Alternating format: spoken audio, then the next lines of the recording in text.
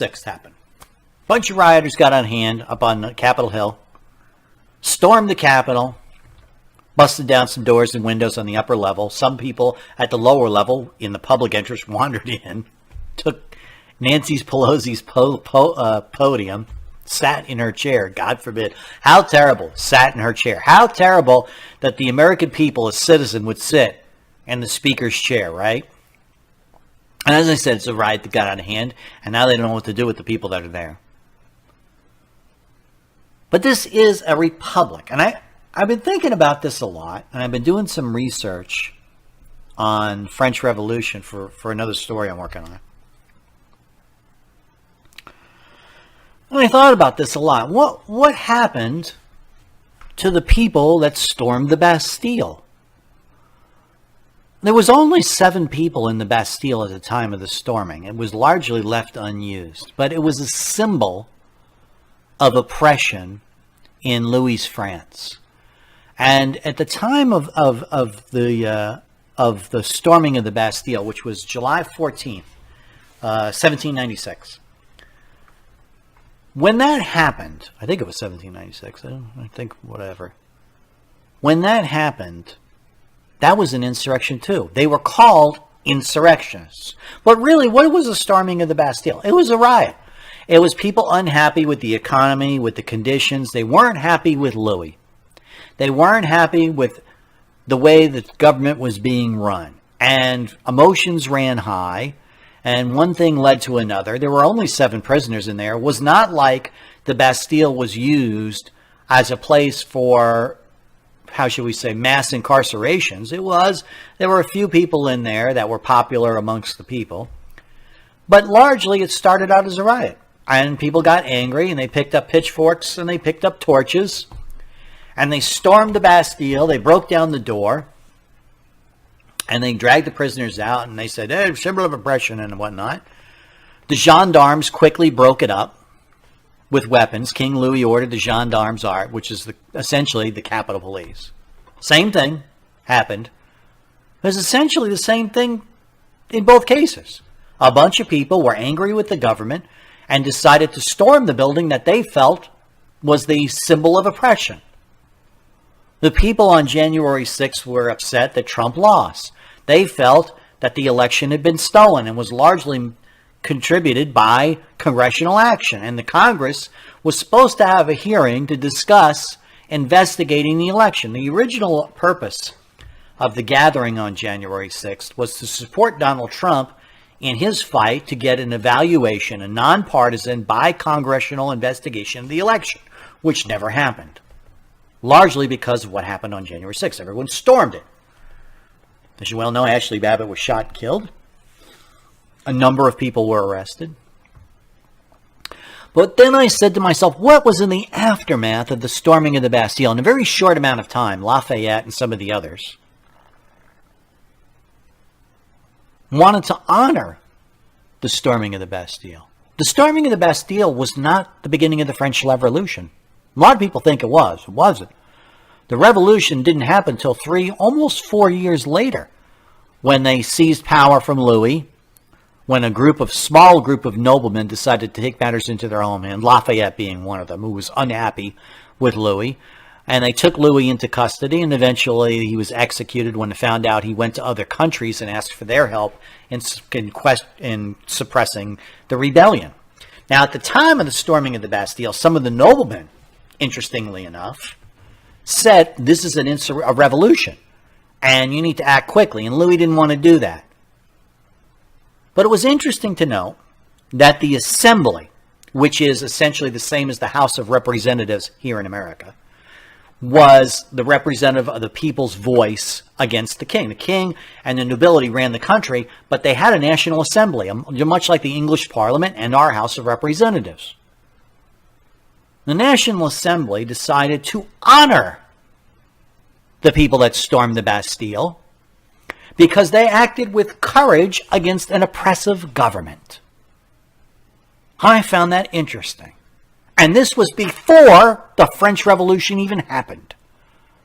Lafayette took the key of the Bastille and gave it to George Washington. And it's hanging in one of the buildings now in Washington, D.C. I believe it's in the White House. The key to the Bastille. And then they decided to take the 900 people that had stormed the Bastille and give them certificates direct from the National Assembly itself. Well, why would they do that? The National Assembly was government, was the House of the Representatives. They were functionaries, members of the government, weren't they? Same as the House of Representatives here. Why did the House of Representatives here instead lock our people up and said it was a heinous attack on government? Why the difference? Why the change? It's a national holiday. A national holiday was made before the French Revolution by the National Assembly. Why the difference? You know why? Because in 1796, the National Assembly was a representative of the people. And as representatives of the people, they naturally had the same views as the people. They felt that Louis was unreasonable, unfair, was misgoverning the nation. They didn't necessarily support destruction of the French government, because when the French Revolution happened, the assembly was some of the assembly were put to the gallows and was dissolved by Robespierre. But here in America, the House of Representatives is supposed to be the voice of the people too. Why didn't the House honor the people on January 6th? There certainly were more people injured and killed in storming the Bastille than were on January 6th. January 6th was an act by the people against the perceived oppression of the government. Same as the Bastille Day. Why was it treated differently? Why do you think? Because the House of Representatives no longer represents the honest intentions of the American people. They represent what? Government, which at the time of the Bastille was Louis. Imagine if Louis, king at the time of the French Revolution, imagine if he had only noblemen sitting in the National Assembly.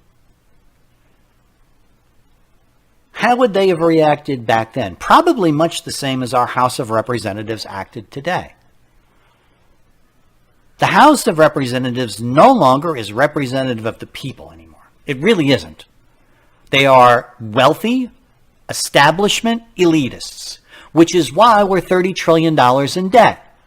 Why they negotiate all the time on how much money they can steal. And I thought it was important to talk about it today. Because that's what's going on right now as they discuss a $2.5 trillion deal. Well, what are they all arguing over?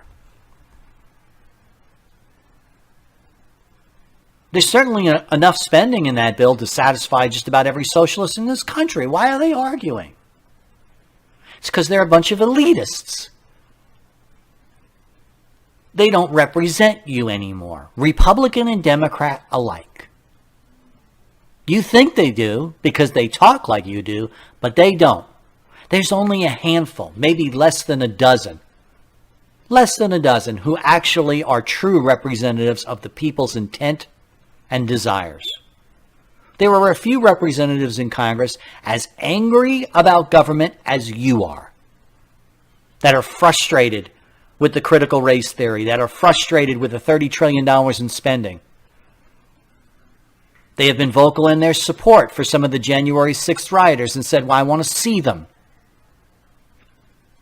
They've been denied any kind of access by the government. They're locked in basically the dark dungeon of Washington, D.C. They've barred these congressmen from even going in there and talking to them. They have been held without bail, while criminals with multiple years and multiple sentences walk the streets of New York because it's unfair to them.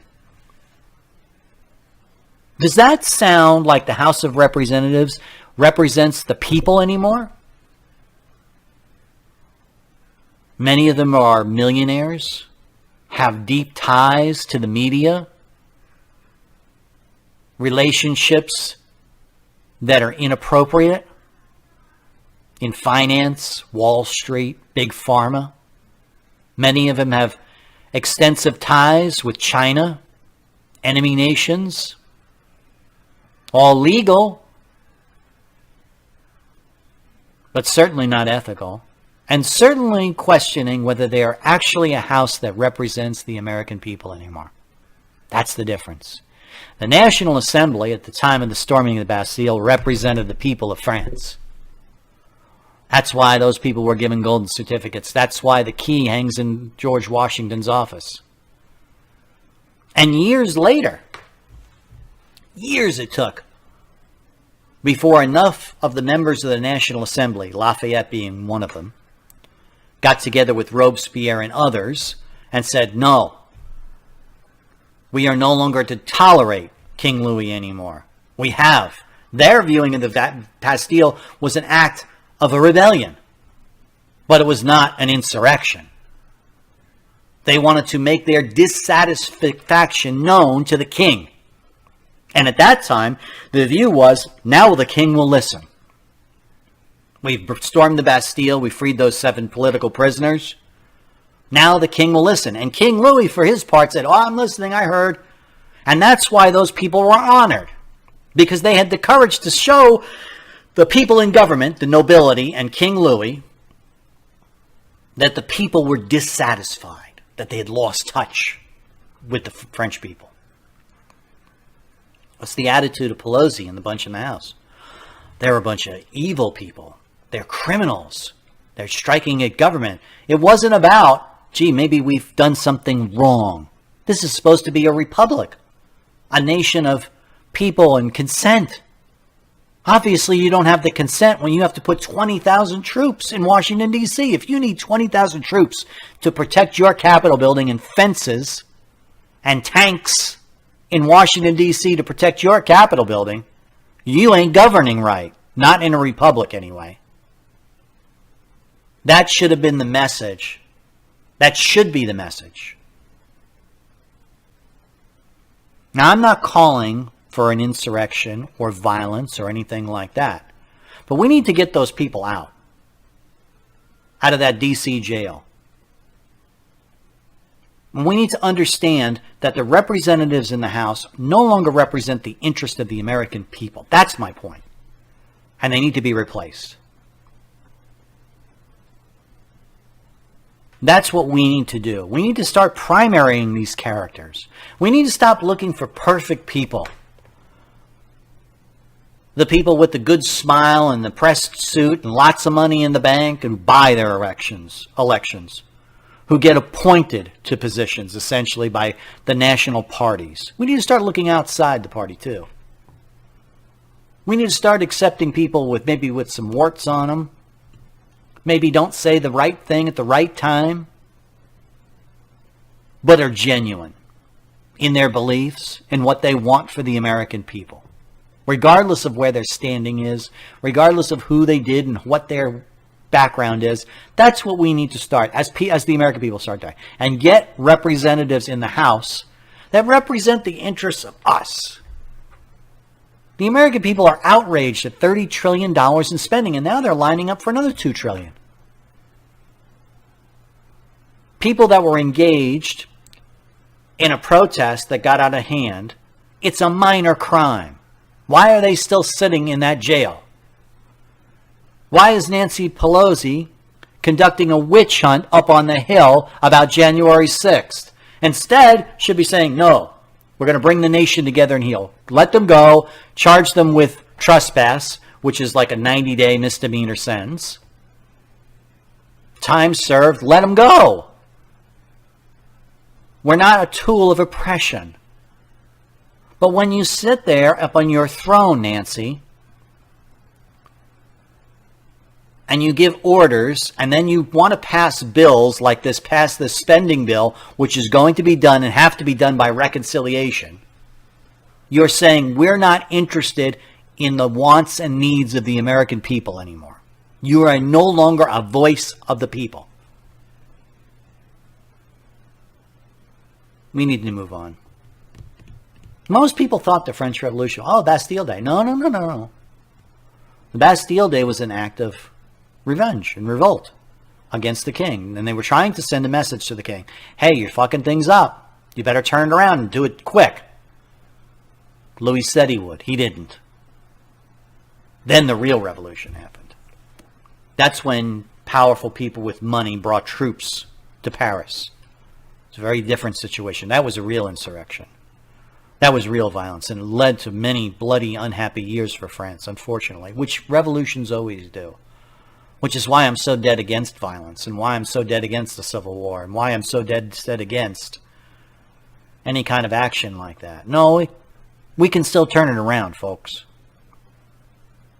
But we need to stop the infighting, fighting with each other. We need to stop letting these guys use us as pawns. We need to start electing people from inside the party and stop not electing people who may not be entirely what we agree with. Let's move on. I want to talk about that spending bill. We'll be right back.